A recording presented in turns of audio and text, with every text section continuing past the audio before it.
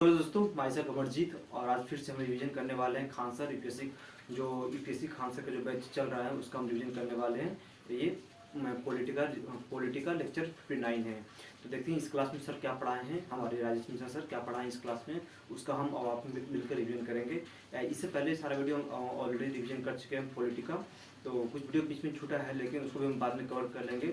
और इससे पहले जो क्लास लेक्चर हुआ है उसका भी हम कवर कर चुके हैं। तो आप जाके वह वीडियो आप जाके देख सकते हैं। इसी तरह हम इन्वायरमेंट एंड इकोलॉजी का भी हम रिवीजन किए हैं अपना चैनल पर, तो वो भी आप वीडियो जाके देख सकते हैं। और ज्योग्राफी का भी हम कर रहे हैं साथ साथ में, तो उसका भी वीडियो है अपलोड है। और साथ साथ में हम जो हिस्ट्री का जो पढ़ाए थे सर, मॉडर्न हिस्ट्री, वो भी किए हुए हैं। और साथ साथ में जो अभी सर नेक्स्ट क्लास में मतलब 1 मई से जो स्टार्ट करेंगे सर, हमारे मणिकांत सर जो वर्ल्ड हिस्ट्री स्टार्ट करेंगे, तो उसका भी हम रिवीजन करेंगे। तो आइए आप हम साथ में मिलकर रिवीजन करते हैं और देखते हैं इम्प्रूवमेंट दोनों में क्या आता है। तो मेरा तो एक ही पर्पस होता है कि चीज़ों को अच्छा समझकर और रिवीजन करें। इसमें मेरा क्या होता है कि बोलने का तरीका भी डिफरेंट होता है और साथ साथ में मेरा वीडियो भी बन जाता है।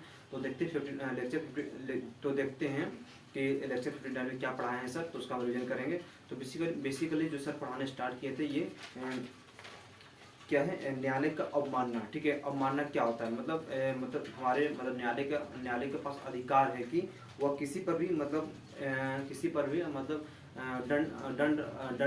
दंड दे सकते हैं। ठीक है, जैसे कि सिविल अवमानना में होता है क्या कि जानबूझकर क्रियान्वित करना। ठीक है, और आपराधिक मामले में क्या होता है कि मतलब हमारे जो न्यायालय में उस न्यायालय की कार्यवाही में कार्य में बाधा डालना। ठीक है, आपराधिक मामले में क्या होता है, जो न्यायालय कार्य करता है उसमें बाधा डाल देता है। और इसी में अवमानना का मतलब होता है कि जैसे कि अवमानना क्या होता है कि मतलब कि हमारे सुप्रीम कोर्ट और हाई कोर्ट के पास अधिकार है कि वह किसी भी व्यक्ति को मतलब अवमानना के खिलाफ वह उसे दंडित कर सकता है। लेकिन हमारे जनपद न्यायालय के पास यह अधिकार नहीं है। तो केवल किसका अधिकार है, केवल सुप्रीम कोर्ट और हाई कोर्ट के पास केवल अधिकार है। और जैसे कि कार्यपालिका, मंत्रिमंडल, प्रशासनिक, वकीलों और न्यायाधीशों के पास है। ठीक है, और जैसे कि हमारे न्यायालय की अवमानना का अधिनियम 1971 में एक अधिनियम बना था, न्यायालय के अवमानना के अधिनियम बना था। इस अधिनियम के अनुसार न्यायालय के न्यायाधीशों के पास अधिकार है कि वह किसी व्यक्ति को अवमानना के खिलाफ उसे दंडित किया जा सकता है, मतलब दंडित कर सकते हैं। ठीक है, और अब देखते हैं न्यायालय की अवमानना की शक्ति, मतलब जो न्यायालय के न्यायाधीशों के पास उस अवमानना की शक्ति कहाँ से मिला है, कैसे प्राप्त हुआ है और इसका उपयोग क्या करते हैं न्यायाधीश लोग क्या करते हैं। तो हम यहाँ देखते हैं जैसे कि आलोचना। ठीक है, आलोचना करना, मतलब इस पर आलोचना हुआ है, अवमानना के खिलाफ आलोचना हुआ है। तो आलोचना क्या है कि एक लोकतंत्र, भारत क्या है, एक लोकतंत्र देश है। अभिव्यक्ति की स्वतंत्रता भी होना चाहिए, मूल अधिकार की भी रक्षा होना चाहिए, उपनिवेशवादी भी होना चाहिए, न्यायपालिका का पारदर्शिता भी होना चाहिए। ठीक है, फिर यहाँ पर समर्थन भी किया गया है, मतलब इस पर समर्थन भी किया गया है, जैसे कि न्यायालय के दिया गया विशेषज्ञ शक्ति प्राप्त है, विधि का शासन, संविधान का संरक्षण, मतलब न्यायाधीशों के पास क्या है, मतलब इसका एक कह सकते हैं कि समर्थन, मतलब न्यायाधीशों को संविधान के अनुसार ही काम करते हैं। ठीक है, वो ना तो सर्वोच्च हैं, वो स्वतंत्र हैं, लेकिन वो मतलब संविधान के अनुसार ही काम करते हैं। जिससे वो मतलब किसी व्यक्ति को दंडित करते हैं तो उसका मूल अधिकार को देख कर ही दंडित करते हैं और स्वतंत्र। ठीक है, और अवमानना पर प्रतिबंध नहीं है। ठीक है, अवमानना पर क्या है, प्रतिबंध नहीं है, जो सर लिखाए थे। और न्यायिक निर्णय की आलोचना कर सकती है, स्वतंत्रता पर निरपेक्ष नहीं है। ठीक है, मतलब बेसिकली ये सब बता रहे थे अवमानना का मतलब। उसके बाद सर बताना स्टार्ट किए कि हमारे सुप्रीम कोर्ट और हाई कोर्ट के न्यायाधीशों को कैसे हटाया जा सकता है। मतलब हमारे हमारे हाई कोर्ट जैसे हमारे हर एक स्टेट में हाई कोर्ट होते हैं। ठीक है, और सेंट्रल में मतलब एक सुप्रीम कोर्ट होते हैं। तो वहाँ के एक न्यायाधीश होते हैं, उस न्यायाधीश को मतलब सुप्रीम कोर्ट के न्यायाधीश को और हाई कोर्ट के न्यायाधीश को किस प्रक्रिया द्वारा हटाया जा सकता है। तो ठीक है, तो ये देखते हैं संविधान में लिखा गया है कि आर्टिकल आर्टिकल 124 क्लोज 4 में कि अनुसार किसी को में किसी न्यायाधीश को हटाया जा सकता है। जैसे कि अगर कोई न्यायाधीश को मतलब भ्रष्टाचार में फंसा हो, या फिर यौन शोषण में फंसा हो, या फिर किसी को पक्ष मतलब किसी पार्टी को या पक्ष या विपक्ष पार्टी को मतलब सपोर्ट कर दिया हो, या ठीक है उसके खिलाफ उसके बारे में बोला हो, या फिर उसके विपक्ष में बोला हो, या उसका समर्थन किया हो, तो इस प्रक्रिया इसके अनुसार किसी न्यायाधीश को हटाया जा सकता है। ठीक है। और उसको से बता रहे थे कि अक्षमता मतलब शारीरिक रूप से सही होना चाहिए।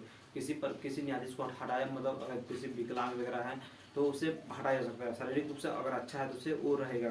ठीक है।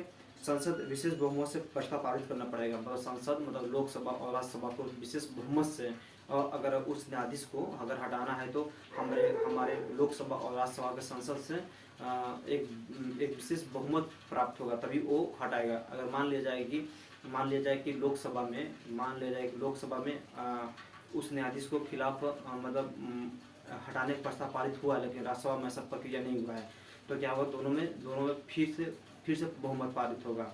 ठीक है। तो किसी दोनों में मतलब अगर हटाना किसी न्यायाधीश को, तो दोनों में एक विशेष बहुमत से प्राप्त होना चाहिए बहुमत है। ठीक है। जैसे कि राज्यसभा और लोकसभा में विशेष बहुमत प्राप्त होगा तभी हटाया जाएगा। कोई एक सदन अगर नहीं बहुमत पारित करेगा तो वो न्यायाधीश नहीं हट सकते हैं। ठीक है। तो जैसे कि सदन में जैसे 2/3 भाग में अगर 2/3 भाग में अगर बहुमत प्राप्त होता है तो राष्ट्रपति उसे हटा सकते हैं। उसके बाद से बता रहे थे कि न्यायाधीश जांच अधिनियम जो 1968 में बना था, न्यायाधीश जांच अधिनियम, उसके अनुसार क्या होता है, संसद ने बनाया था। मतलब ये अधिनियम जो बनाया था संसद ने बनाया था। न्यायाधीश को हटाने का प्रक्रिया, उसे पद से हटाने के लिए सदन में शुरू किए जा सकते हैं। मतलब किसी न्यायाधीश को हटाने के लिए प्रक्रिया का सदन से शुरू होता है। मतलब लोकसभा और राज्यसभा से स्टार्टिंग होता है हटाने के लिए। ठीक है। और उसके बाद सर बता रहे थे कि जैसे कि हमारे मतलब जो न्यायाधीश को हटाना है, पद से हटाना है, तो उसे क्या हो 14 दिन पहले उसे नोटिस प्रोवाइड किया जाएगा। ठीक है। कि आपको पद से हटाया जा रहा है, जो 14 दिन मतलब 14 दिन मतलब 14 दिन पहले उस न्यायाधीश को बताया जाता है। ठीक है। ना कि अगर आज हटाना है तो आज ही नोटिस भेज दिया, तो ऐसा नहीं है, प्रक्रिया नहीं है, उसे समय दिया जाता है, 14 दिन समय दिया जाता है। ठीक है।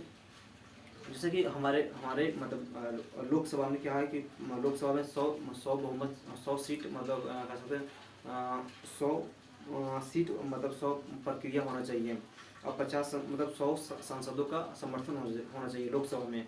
और क्या है कि 50 संसद का समर्थन होना चाहिए किसमें, हमारे राज्यसभा में। तो उसी के अनुसार किसी न्यायाधीश को हटाया जा सकता है। उस पर सर बताना स्टार्ट किए थे कि स्पीकर मतलब हमारे स्पीकर क्या हो गया, लोकसभा का स्पीकर और राज्यसभा का सभापति। ठीक है। के लिए एक समिति गठन किया है। ठीक है। मतलब हटाने के लिए, न्यायाधीश को हटाने के लिए एक हमारे राज्यसभा मतलब लोकसभा का स्पीकर और राज्यसभा का सभापति एक गठन की है। मतलब किसी न्यायाधीश को हटाने के लिए एक समिति गठन की है। उस समिति में कौन कौन रहेगा, जैसे कि सुप्रीम कोर्ट के न्यायाधीश होंगे। ठीक है। और हाई कोर्ट के मुख्य न्यायाधीश होंगे, एक विधि विशेषज्ञ होंगे। ठीक है। जो विधि को बनाते हैं, जो जानते हैं विधि के बारे में, वो विशेषज्ञ होंगे। फिर तो दोनों सदनों की चर्चा होगी, मतलब फिर दोनों सदन में चर्चा होगी। तब दोनों सदन में क्या, राज्यसभा में चर्चा होगी और साथ में लोकसभा में चर्चा होगी, तो उस प्रक्रिया से हटाया जा सकता है। फिर उस सदन में अगर पारित हो गया उस न्यायाधीश के खिलाफ कि इसे हटाया जा सकता है, तो राष्ट्रपति क्या करेगा, उसे हटा देगा। ठीक है। मतलब कहने का मतलब कि यहाँ पर न्यायाधीश को नियुक्ति करने का काफ़ी आसान प्रक्रिया है, लेकिन हटाने की प्रक्रिया काफ़ी जटिल है। ठीक है। बहुत जटिल प्रक्रिया है। तो कह सकते हैं कि फिर हम सर नेक्स्ट टॉपिक बताना स्टार्ट किए थे, न्यायाधीशों को पद से हटाने का व्यवहारिक मुद्दा क्या है। व्यवहारिक मुद्दा जानते क्या है, जैसे कि व्यवहारिक मुद्दा हो गया कठोर प्रक्रिया, मतलब बहुत कठोर प्रक्रिया हटाने का, किसी न्यायाधीश को हटाने का बहुत कठोर प्रक्रिया होता है। न्यायपालिका में भ्रष्टाचार का संरक्षण भी होता है। फिर न्यायपालिका अपने मन से जांच करेगा। ठीक है। जैसे सुप्रीम कोर्ट हाई कोर्ट का प्रशासनिक प्रक्रिया नहीं कर सकता, मतलब हमारे सुप्रीम कोर्ट का अधिकार नहीं है कि हाई कोर्ट पर प्रशासनिक प्रक्रिया लागू कर सके, वह इसका अधिकार नहीं है। लेकिन हाई कोर्ट का अधिकार है कि वह जनपद न्यायालय पर वह प्रशासनिक व्यवस्था या प्रशासनिक प्रक्रिया उस पर लागू कर सकता है। ठीक है, फिर उसके बाद सर बताना स्टार्ट किए थे कि क्या न्यायिक जवाबदेही मतलब जो न्यायालय के जो न्यायाधीश होते हैं उसके बारे में जानने का कोशिश करते हैं कि उसका फैमिली मेम्बर में कौन कौन है जो इस फील्ड से रिलेटेड है, मतलब वकालत कर रहा है या फिर जज है या फिर किसी कोर्ट में वकालत कर रहा है या फिर ठीक है, उस न्यायाधीश का संपत्ति का विवरण चाहिए। ठीक है, मतलब उस न्यायाधीश को कितना संपत्ति है, कहाँ संपत्ति, कितना पैसा है, उसका डिटेल चाहिए। ठीक है, यही बता रहे थे सर। आप जैसे कि बता रहे थे कि सर सुप्रीम कोर्ट में तथार्थ न्यायाधीश कोरम के अभाव, हाई कोर्ट में अतिरिक्त न्यायाधीश एडिशनल जज वर्क जो होता है 2 साल के लिए होता है। और वही होता है कि मतलब एक सब फिर नेक्स्ट में बताना स्टार्ट किए थे कि हाई कोर्ट में जो होता है कार्यवाहक मुख्य न्यायाधीश होते हैं और सुप्रीम कोर्ट में भी कार्यवाहक मुख्य न्यायाधीश होते हैं और इसमें भी मतलब रिटायर्ड न्यायाधीश होते हैं, मतलब हाई कोर्ट में रिटायर्ड न्यायाधीश होते हैं और मतलब सुप्रीम कोर्ट में रिटायर्ड न्यायाधीश होते हैं। तो इसके बारे में ये सब टॉपिक पढ़ाएं और उसके बाद जो नेक्स्ट टॉपिक में पढ़ा रहे थे सर जैसे कि परंपरागत न्यायालय। ठीक है, परंपरागत न्यायालय में क्या होता है कि 5 करोड़ मामले लंबित हैं विलंबकारी, जैसे वो हमारे कोर्ट में क्या है, हमारे पूरा कोर्ट मान लिया गया सुप्रीम कोर्ट, हाई कोर्ट, जनपद न्यायालय जितना भी कोर्ट है उसमें मतलब 5 करोड़ से भी ज़्यादा मतलब केस जो है मतलब अभी तक चल रहा है या फिर वो मतलब चल ही रहा है। जैसे कि अभी किसी आम जनता के लिए क्या है, कोर्ट क्या है, बहुत एक तरह से परेशानियाँ हैं। तो जैसे किसी आम पब्लिक के लिए, आम जनता के लिए, आम आदमी के लिए क्या होता है कि बहुत महंगी कोर्ट के लिए, उसमें जब बार बार ट्रायल होता है, बार बार डेट देता है, बार बार कुछ ये होता है, उसके लिए प्रक्रिया महंगी होता है। ठीक है, उसमें सर बता रहे थे कि औपचारिक प्रक्रिया परंपरागत न्यायपालिका के न्यायिक विशेषज्ञ जैसे भारतीय दंड संहिता, IPC, CRPC, ये सब क्या है एक तरह से एक दंड देने का मतलब एक तरह से केस है कह सकते हैं। ठीक है, जैसे कि उसके से बताना स्टार्ट किया था कि समस्या का हल करने का तरीका क्या है। तो जैसे कि अधिकरण हो गया, फिर ग्राम न्यायालय हो गया, लोक अदालत हो गया, ये सुलह एवं महास्थायी मतलब छोटे छोटे मतलब किसी को छोटे मामले के लिए ये सब बनाया गया है। जैसे कि अधिकरण हो गया, ग्राम न्यायालय हो गया, लोक अदालत हो गया, ये सब क्या है छोटा न्यायालय है। जैसे कि आम मतलब छोटा झगड़ा होता है तो उसे सॉल्व किया जा सकता है इस प्रक्रिया में। ठीक है, सुलह एवं महत्व मतलब सुलह मतलब एक मतलब दोनों मतलब पक्ष विपक्ष में दोनों में मिलाकर, जैसे किसी झगड़ा हुआ है, ठीक है, 2 आदमी भी झगड़ा हुआ, दोनों को सुलभ करके, दोनों को मतलब बातचीत करके, दोनों को हैंडल करके उसे मिला देना, इसे बोलते हैं मध्यस्थता, मतलब बराबर कर देना। तो ये 59 में लेक्चर हुआ है। तो देखते हैं नेक्स्ट क्लास में क्या पढ़ाते हैं सर, तो उसका फिर से रिवीजन करेंगे। और आइए फिर अगर मेरा वीडियो अगर अच्छा लगा तो दोस्तों तो प्लीज़ लाइक शेयर सब्सक्राइब जरूर कीजिएगा। मिलते हैं बाद में।